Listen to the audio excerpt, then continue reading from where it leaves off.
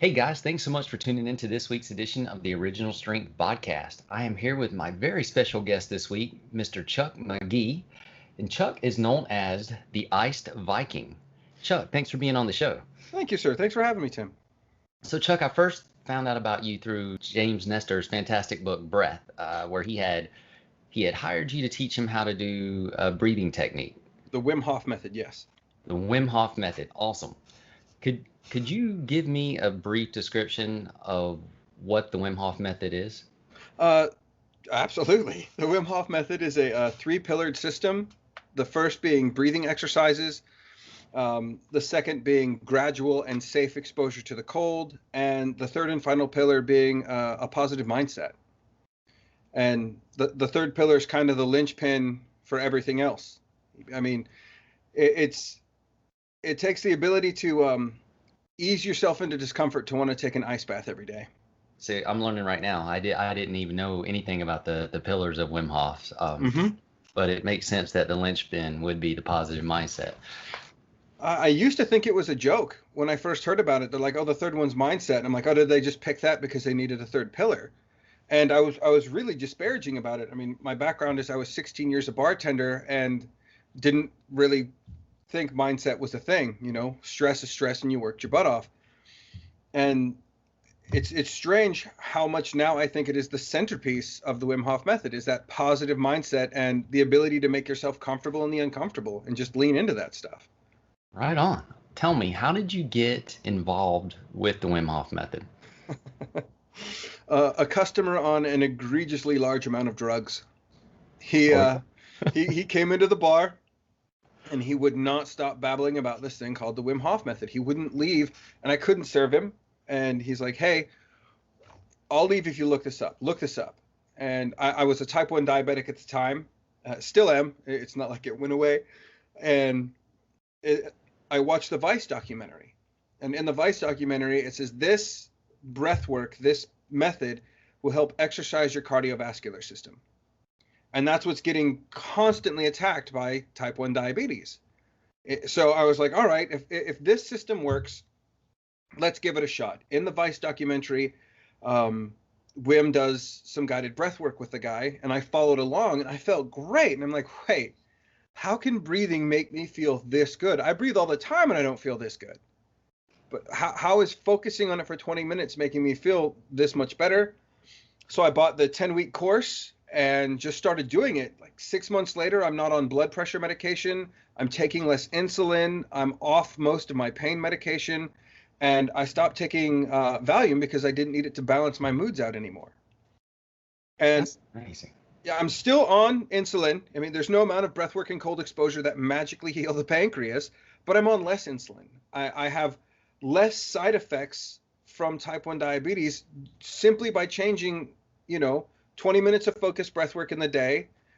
Hiking and walking is what I enjoy doing, and swimming, and sitting in a cold bath. Like that, it's such a profound change for such small steps. How how does that work though? Like how can breathing help you so much? Well, most of us don't breathe correctly. We breathe through our mouth all of the time, and that's just simply not what our mouths are for. Our mouths are for eating and speaking. And by switching to the nasal breath, which isn't necessarily a Wim Hof method thing, my background is in lots of theater as well, so we're taught to take that diaphragmatic breath. But by focusing on that, going back to the training I'd had, breathing slow, breathing through my nose, your mouth isn't meant to condition your air at all. As soon as you inhale through your mouth, it's almost a direct path to your lungs. I mean, there's a little bit of dead space in your throat here before it hits your lungs. But when you breathe in through your nose, your body conditions the air. It filters the air. As you breathe, your immune system is scanning what you're breathing in. By breathing in through the nose, you introduce nitric oxide to your respiratory system, and you don't introduce that when you breathe through your mouth. Nitric oxide's a vasodilator. It's antiviral, antifungal, and antibacterial. Does it like kill every virus? No, but it's better than nothing. And by just breathing through your nose, you relax your body more. Your veins and arteries are more dilated. your resting heart rate and blood pressure drop just as a byproduct of switching how you breathe. So bringing my focus to that and then doing the Wim Hof breathwork every day, the breathwork itself exercises your entire cardiovascular system. So as we're doing that circular breathing, we're closing our veins and arteries down. As we exhale and hold our breath, we're opening our veins and arteries up. And then we take that nice deep recovery breath in, give ourselves one breath to become efficient with, and then do that 3 to 5 times a day. So I'm actively working against what my illness is trying to hurt. It's lowered my resting heart rate just by practicing that. And then later I got into Buteyko and Oxygen Advantage and really diving down the rabbit hole of what the breath can do. But it wouldn't have been started without Wim's like character and who he is to be like, hey, anyone can do this. And I'm a type 1 diabetic. I'm 260 pounds and 6'2". And if I can climb a snowy mountain in my shorts and not much else, imagine what elite athletes can do. Because I watched a 65-year-old woman with a double hip replacement climb a mountain in a one-piece bathing suit. Wow. Now, if that woman, and she was absolutely incredible. She led the pack, and she really, her energy helped pull everyone up.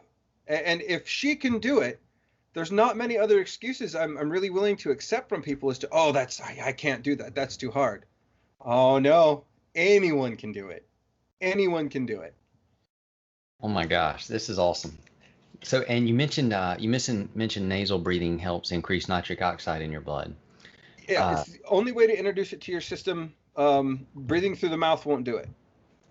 That's so awesome too, because nitric oxide helps with neuroplasticity. Yes. So it helps the brain change and learn and make neural connections and everything. Yes. And when you're breathing through your nose, and the cadence you want to look for is like an in 4, out 6 with a 1 second pause at the end. It's nice and slow, and you want to make sure you're using your diaphragm. You're not just taking a belly breath, but you're breathing nice and low and deep. It gets the blood mixing in the lungs like it's supposed to. It does, the nitric oxide helps with neuroplasticity. It helps lower your resting heart rate, and it puts you in a more relaxed state. Why wouldn't that be what you're striving for every day? When you breathe through your mouth, your body thinks you're at the red line of your output and performance. And if you're breathing through your mouth unconsciously all day, it's like being chased by the world's slowest bear. You're still stressing out. Your body's not happy about it. And then people sleep with their mouth open. So instead of having a restful night's sleep, they stress themselves out in bed. And you know, when you're breathing through your mouth, your body, you have to use the restroom more. So like, we suggest, or by we, I mean Patrick McEwen of the Oxygen Advantage and Buteyko clinics, just taping your mouth shut at night. And so many people think that's extreme, but what else? When you break a finger, you tape it. When you sprain an ankle, you immobilize it. If you're using your mouth improperly, immobilize it. So you can't. And if you can't last the whole night, that's cool. Take the tape off. Try tomorrow. Try it when you're awake. So if you're listening, the way to outrun the world's slowest bear is to tape your mouth shut at night. Absolutely. Absolutely. You will beat him every time. That is awesome. So when you're doing the Wim Hof method, then do you do it nasal breathing wise? It depends on what mood I'm going for. Okay. If I want to relax, I'm going to breathe in through the nose, out through the nose. And no, I'm not getting rid of as much carbon dioxide as I would be if I was mouth breathing. But that's okay. If I'm not necessarily wanting all that energy and wanting to wake up, that's my choice. I'm making that choice consciously. So I'll breathe in and out through the nose, nice and slow, longer exhale, and I'll breathe into that more relaxed state. I'm still breathing faster than normal, so I'm getting rid of more carbon dioxide than I would be by normally respirating. But if I want a bunch of energy, I want some more focus, I'm really, I'm beginning my day and not ending it, I'm pretty much breathing in nose, out mouth, and for the last couple rounds, just using my mouth. And people say, well, it's supposed to be nasal breathing. Well, yes, for your day. But the Wim Hof method is 20 or 30 minutes of focused, conscious breath work.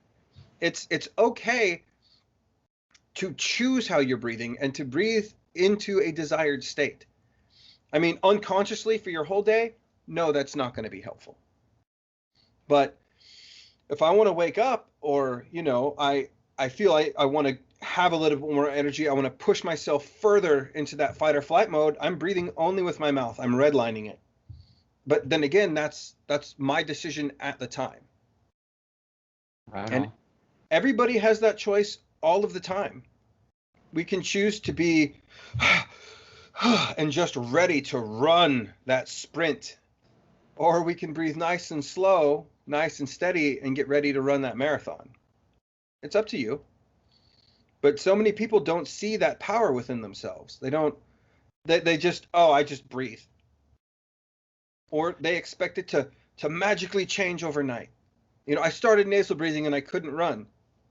Could you walk first?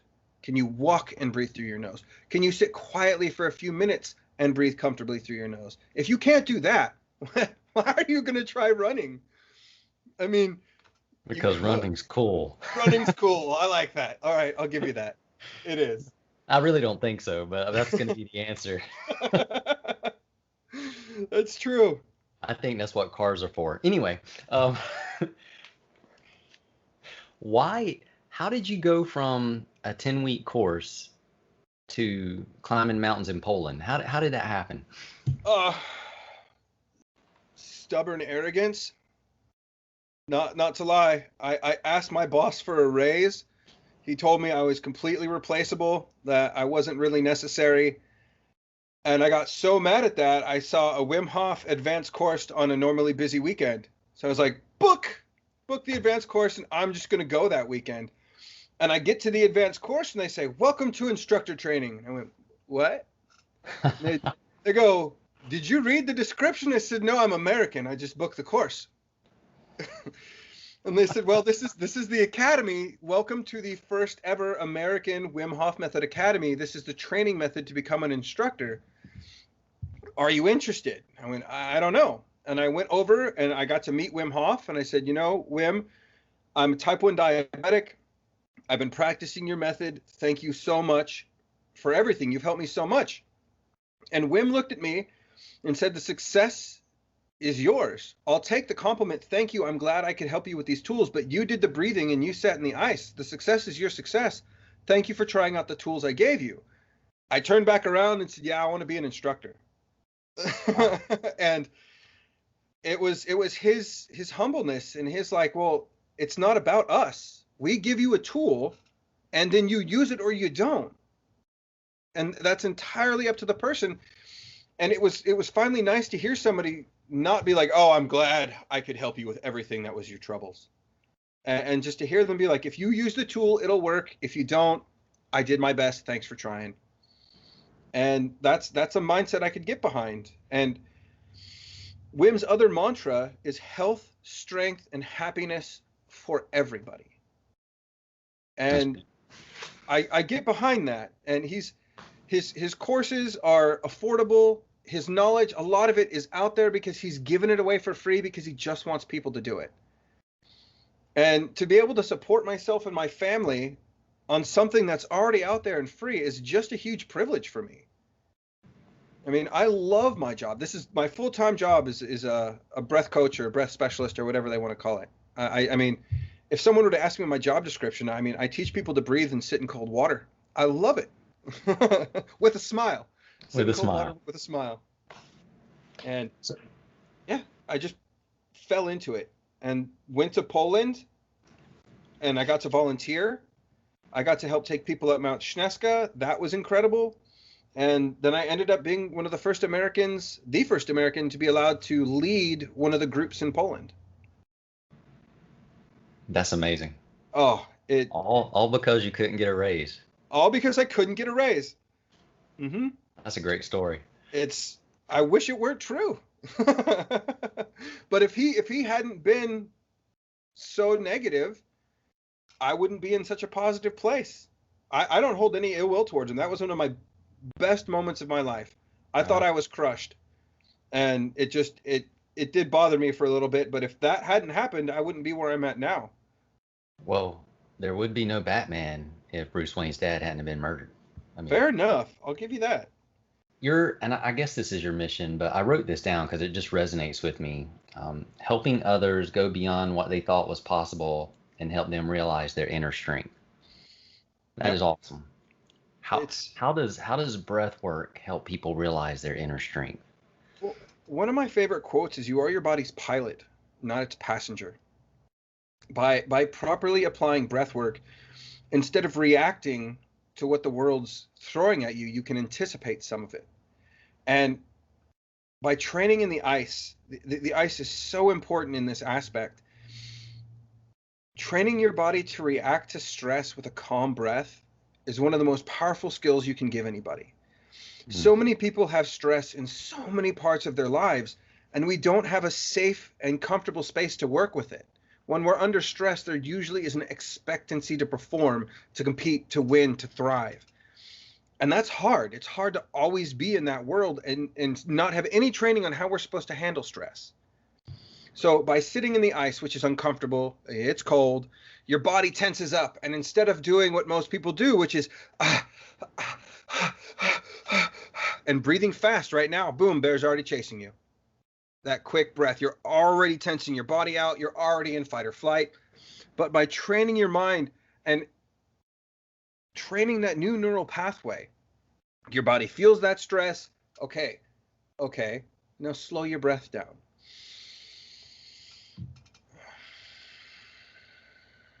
Relax into the stress. Accept the fact that your environment is what it is. You can get out at any point, but while you're here, let's slow down, let's calm down, and let's slow this moment. Breathe into it, and then you watch people's whole body just they drop, and suddenly stress is this thing to relax into. So now when they have to perform, like that's true power right there. Having stress come at you, and instead of getting tight, instead of breathing quickly and maybe losing a little bit of mental acuity because of that panicked breath, you can think clearly, you can see clearly, and you can act with a more decisive, clear head simply by controlling your breath in that situation. And to show people, anybody, that this is their power. You can do this anytime. You just have to practice. And it's not about the instructor, it's them. That's what I love to see. I love to see that light in their eyes of, I can do this. Anyone can do it. Anyone can do it. And that's what's amazing. The oldest of ladies to the youngest of men can all do it. And usually I'll have the old lady take the ice bath second, because the younger guy thinks he's going to do it, and he sits in it and he's trying to power through. And then the older lady gets in and she relaxes. And she teaches the younger guys how to handle stress. That's power. That's awesome. And I love to be able to see that. I like to be, it's amazing just to be a part of that dynamic that gets to happen. So since you brought up the ice bath, I read that you created or you built a tub for yourself where you can take an ice bath every day. Yes, sir. Absolutely. Ice is expensive. So I got a big box freezer or a chest freezer. Mm-hmm. And I'm not the only instructor who's done this. Multiple Wim Hof Method instructors have modified a chest freezer for their own use. Some of them use pond liners. I sealed all of the internal seams with bathroom silicone. I don't use any salt or anything, that would corrode the inside. I use a sterilizing chemical called Swim Soft B, 1 tablespoon a week, and it keeps the water clean. I change it out once a month. I have a pool vacuum that I keep it clean. The water never smells funky or anything like that. But the chest freezer, depending on the temperature outside, is on for about an hour every 3 hours. It's on for an hour. Oh. And it keeps the water about 33 degrees Fahrenheit, because I don't want ice blocks in there. And the main rule to a chest freezer ice bath is you always unplug it before you get in it. That's the number one rule. You never ever break that rule, because electricity and water are not the best of friends. I saw that on Groundhog Day. Yeah, it's not the best. I mean, Murray's examples is a pretty solid one. And I sit in an ice bath for 2 to 3 minutes every single day. Wow. And not everyone's going to need an ice bath every day. But I've been in 4 car accidents, 2 motorcycle accidents. I'm a type 1 diabetic, so my body's got that going for it. And I was in a number of altercations working as a bartender / security for 16 years. So my body is quite literally and figuratively beat up. So I need the anti-inflammatory endorphins I get from an ice bath every day to not take as much pain medication. Okay. You're not playing though, man. You set that thing up right. Yeah. Like, so if a person's at home and they're curious, or maybe they're all in, but they can't create an ice bath. Well, does a cold shower work? We don't have an exact percentage, but the best guess we have is a cold shower is about 80% as effective as an ice bath, because it doesn't get down to the super frigid temperatures. But absolutely, a cold shower is a stressful experience. You're still going to slow your breath down in that in 4, out 6 manner, breathing in through your nose, relaxing into that stress. Start with 30 seconds and then maybe go to a minute, and now try it at the beginning of your shower and the end. There's just start small. And if you don't like it, what's great about a shower is you can just step back and you're out of the cold. But avoid your neck and head for like the first month or 2 until you're familiar with your body's reaction to it. Some people, a very small percentage, lose consciousness when the back of their head gets wet with cold water. And I just would like people to avoid that in the beginning. Right on. If the water doesn't get cold where you live, do what Wim calls extremity training. Get a bowl, fill it with ice, and water, not just ice, but ice and water, and put both hands in there and try and hold your hands in there for 5 or 10 seconds and breathe nice and slow. Work up to a minute or 2 of keeping your hands in that cold water. Your cardiovascular system's a closed system. Just by working your hands and feet, you work the whole thing. An ice bath is better, but if you can't do an ice bath, work your hands or feet. Take a cold shower. Go outside with your jacket in your backpack. So I've read some, like, they sound like fantastical tales about how Wim can sit in for hours in ice water. His world record is 1 hour and 53 minutes with ice touching his skin, not ice and water, but just ice. It's melting, of course, so it is ice and water down at his feet, but his was enclosed in ice for 1 hour and 53 minutes. I've seen him take a 25-minute ice bath before. So, I mean, he can do it. I've seen him take a 60-minute ice bath on like one occasion. I watched him stand barefoot in the snow for 4 hours in the horse stance. So, and he just decided to try that. He's like, the world record's 3 hours and change. Let's see if we can beat it today and go for 4. And he just walked outside and did it. So, and maybe you've done this too. Are you able to direct energy to certain parts of your body to stay warm, or how does that work? Well, so if you're in a survival situation, trying to flush warm blood to your extremities could actually, it vents heat faster. You actually, that's in a survival situation, you don't want to try and be moving blood to your extremities, because now you're venting heat, and that's a valuable resource. But if you're not in a survival situation, and this isn't life or death, absolutely. Wim can direct blood almost anywhere in his body. There's no magic behind it. I don't know how he does it, because he kind of does it just without even thinking about it. He goes, my hand's cold and his hand's warm again. He can do it that fast. Wow. There's been times on the mountain, and some of the instructors know how to do this, where we can kick on our inner fire and warm our backs up so that people can warm their hands up on us. And that comes through a lot of practice, and there's nothing scientific behind it. We can just turn on our inner fire and start generating a lot of heat.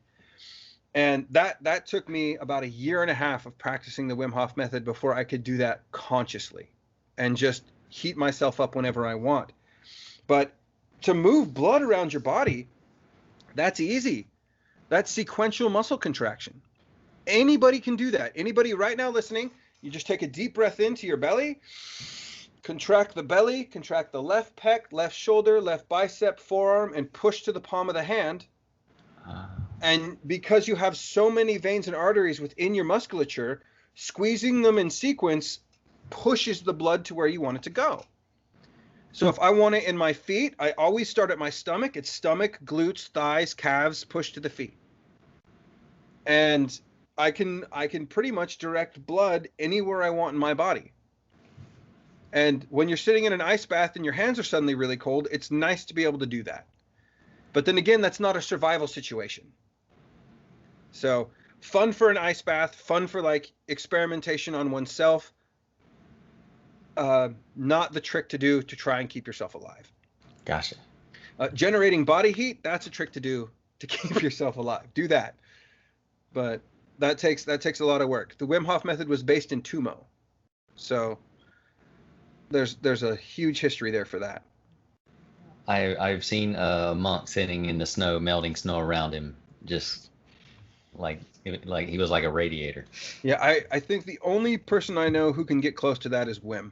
There might be a few instructors out there who are on that path, but generating that type of heat requires a tremendous amount of glucose. And as a type 1 diabetic, my body and glucose aren't the best of friends, so right. That's not an exercise I'm pushing myself towards. Rightly so. So you mentioned Buteyko breathing and the oxygen advantage. Do you find that they play well with Wim Hof? Like, does everybody dance together well? Now, you're going to hear people be like, no, they don't, but they absolutely do. They're both going for the same goal, but they're taking different paths to get there. The Wim Hof method is a focused breath work, 20 or 30 minutes in the morning. If you were to breathe like that all day, it would be completely detrimental to your health. But for 20 minutes for the focused breathwork session, it's absolutely beneficial. You're building up your CO2 tolerance, you're exercising your cardiovascular system. Great. Buteyko for the rest of the day is breathing biomechanically correct, trying to have the correct biochemical saturation of oxygen and carbon dioxide in your bloodstream, and then breathing with the correct cadence. So it's low, slow, and deep all day long. Pausing in between each breath if you can. You're going to want to work to that point. And it's a perfect complementary practice for it. So, I mean, yes, there was a point in the beginning where people were like, well, the Wim Hof method, you breathe too much. Well, we do, but for 20 minutes, it's 3 to 5 rounds. You take 30 to 40 deep breaths, these deep diaphragmatic breaths. You exhale comfortably and hold for as long as you can. Then you inhale and hold for 10 seconds and repeat that 5 times. That's it. That's the mystery of the method right there. Wow. And then for the rest of the day, breathe low, slow, and deep in the Buteyko manner. If you're looking for performance, that's where oxygen advantage comes in. Buteyko's for overall health, really into the sports scene, so he didn't talk about the sports stuff at all. That's where the oxygen advantage comes in. Based in Buteyko, meant for high performance. This is awesome, man. Thank you. My absolute pleasure. I will talk all day about this stuff. This is my favorite thing to speak about. I want to come full circle to, because you mentioned there's 3 pillars. All right, so for you, it's 20 minutes of Wim Hof breathing in the morning, and then a 3-minute ice bath, 2 to 3 minute ice bath. Yeah. Those are the first 2 pillars, but the third pillar was positive mindset. Yeah. That was the hardest one for me to do. Oh man, that's the hardest thing to work on. The more you make a decision, the more reinforced your brain wants that path to be. So even if you've been doing something for your whole life that's negative, once you're trying to move into that positive aspect, it is completely human nature for your brain to send out uncomfortable signals. I don't like this. I don't know what's going on. I don't know how this is going to end. You should probably stop and do the thing you've been doing. Even if it hurts you, you should do that because at least I know what's going to happen. And that makes your brain comfortable, is that knowledge of what they're doing and what the outcome's going to be. So knowing I'm going to meet that resistance, knowing my brain is not going to be my friend in this exercise, I have to consciously tell myself, I want to look at the world with a positive mindset. I have to tell myself a better story of what's going to happen. And it can be something as simple as one of my clients is 3 hours away.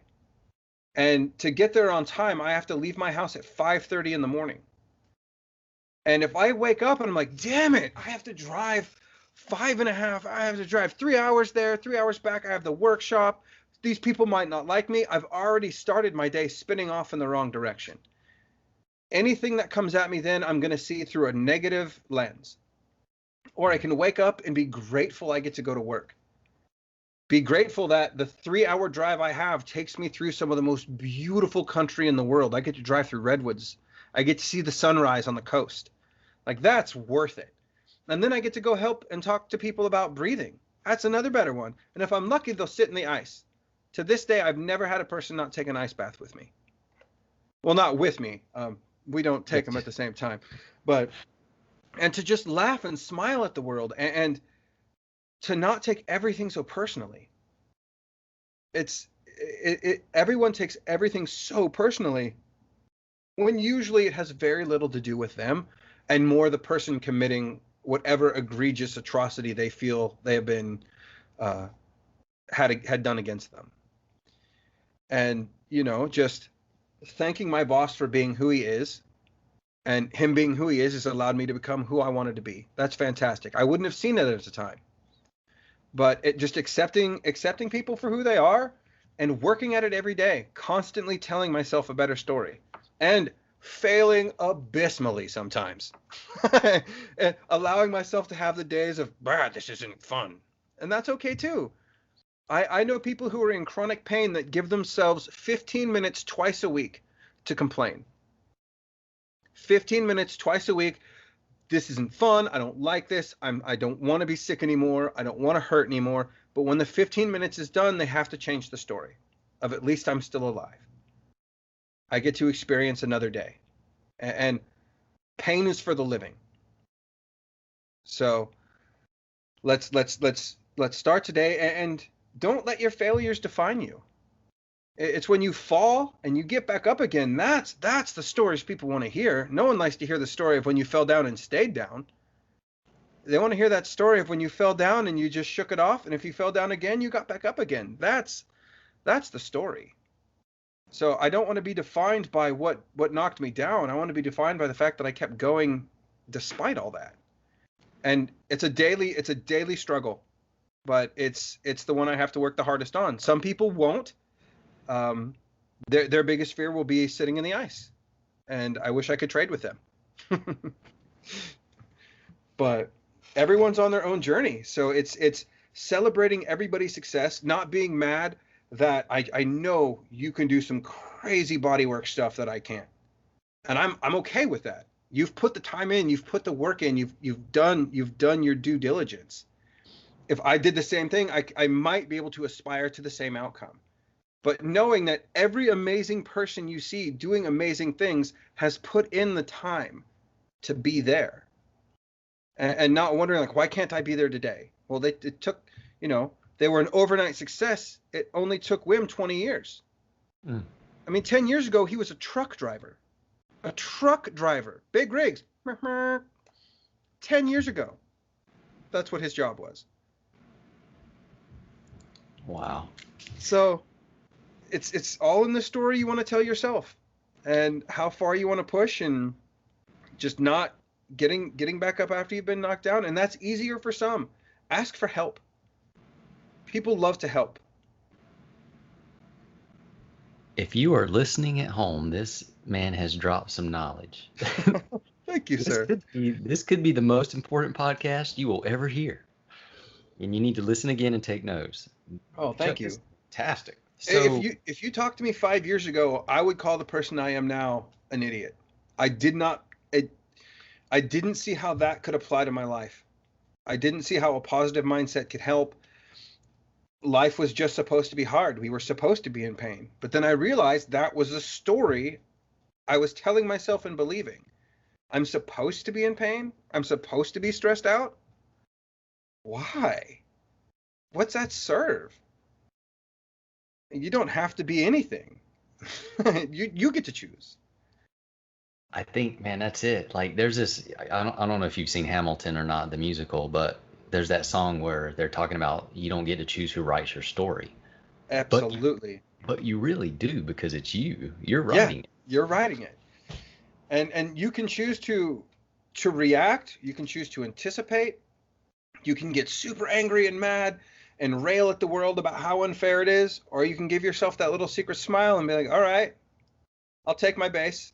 I mean, even if you get beaten by a pitch, at least you get to take a free base. That's right. So sometimes life will throw things at you, and I just, that positive mindset. And my wife is my guru in that aspect. She has been talking about the power of positivity for years, and I just wasn't ever ready to listen. She's the one who taught me how to take an ice bath properly. I did it like most men do and sit there and just try and endure it because I'm strong. And I was going through instructor training trying to endure it because I'm strong. And she said, "Can I take an ice bath?"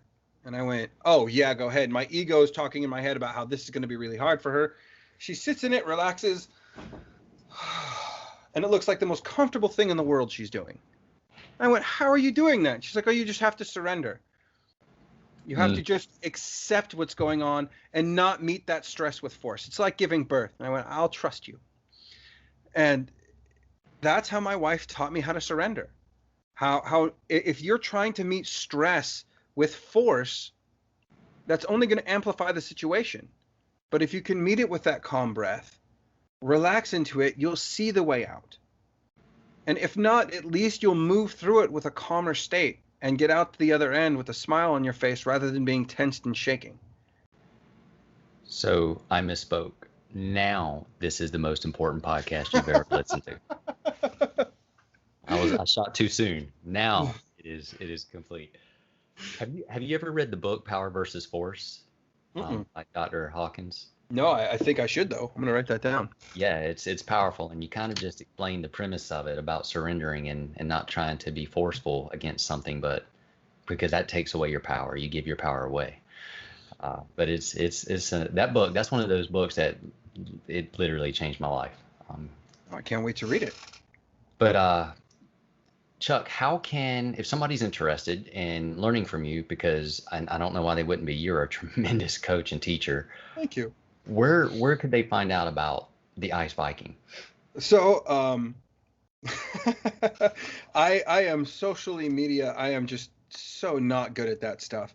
But I'm on Instagram at Iced Viking Breathworks.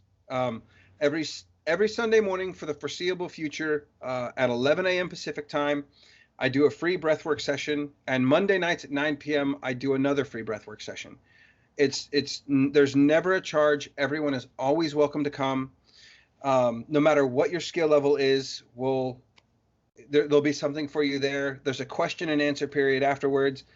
And if people of course I do one-on-one sessions. This is the business I run. I do corporate outings. When we're allowed to, I do retreats, places. And one day I will be back into doing retreats. I miss those very, very much.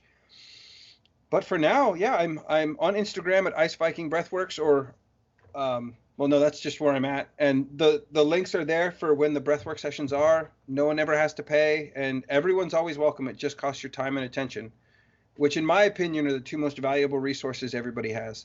Yes. We talk in terms of money, but I more talk in terms of how much time did it take to earn that money. And when you buy something, how many hours of your life are you selling it for? Ooh. Wisdom. That's this man is hot. Sitting in an ice bath makes you hot. Well, bartender for 16 years. There were nights where we were talking and philosophizing over drinks. See, I quit too soon. Then I only bartended for about 2 years. I didn't stay in long enough. You've got to have the slow Monday, Tuesday nights. That's when you get to have those conversations. That I do. I'll say yes. That's true. So, guys, this has been the Iced Viking, Chuck McGee. Hello. Chuck, thank you so much for your time, sir. This has been wonderful. My absolute pleasure. Thank you for having me.